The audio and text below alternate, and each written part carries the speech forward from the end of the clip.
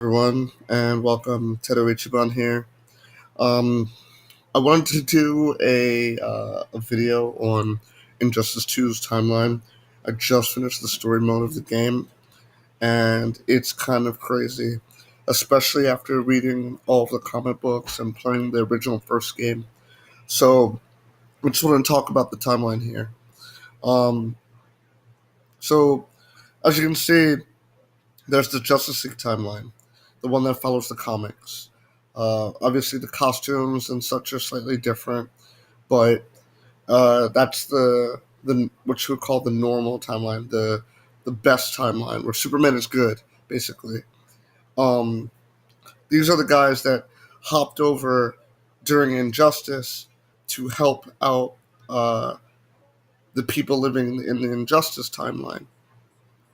Now, the Injustice Gods Among Us timeline, the comic and the game have the exact same timeline. Even the new comics follow the Injustice timeline. So if you're currently reading Injustice 2's comic, and there's the scene, of course, spoiler alert, where actually all of this is spoiler, so be prepared for that. If you remember the point where Superman stands up and punches the glass, that's obviously different than how he gets out in the game. There's a lot of differences. You'll see. That's because the Injustice Gods Among Us timeline is completely different universe from Injustice 2. Our hints for that are very subtle, but they're there. For instance, Nightwing's death isn't caused by uh, Damian during the prison outbreak.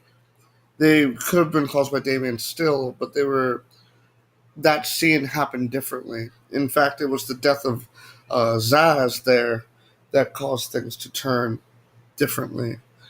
Um, Much of what happened in the comics is still accurate. It's true.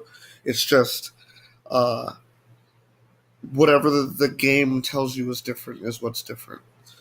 I would surmise that the advent of Supergirl is possibly different, causing it to be a different timeline. And then, of course, the fourth one is Green Arrow's timeline. He's from a world where he lost all of his money, and presumably the rest of the Justice League died because uh, he seems to be in no hurry to get back to his world. Um, so there you go. Oh, and his Diana Lance died. Um, so he's from a world that had a darkest timeline and came over to the Injustice 2 one.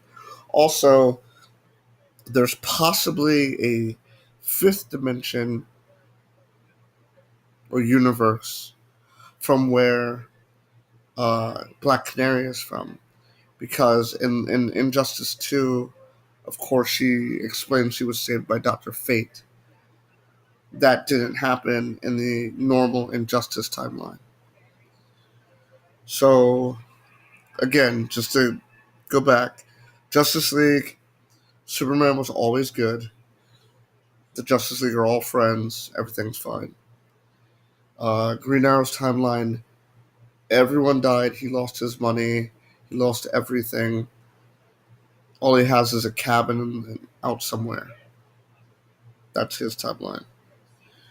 Um, Justice Gods Among Us, both universes have crossed over.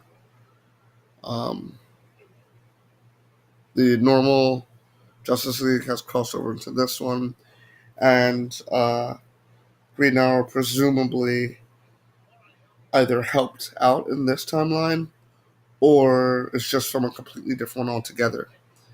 Um, but he acts familiar with these characters, so not just because he knows them, obviously, from his timeline, but familiar with them in the sense of as if he's been to this universe prior. Uh, and then finally, Injustice 2, this is the universe in which things with Damian happen differently. Um, a lot of the past just happened differently. Starfire might still be alive in this timeline. Um, Supergirl being raised by Black Adam, all of that stuff. All right, so I hope that that made any kind of sense to you guys, and yeah, if that helped at all, let me know in the comments. All right, catch you later. Bye.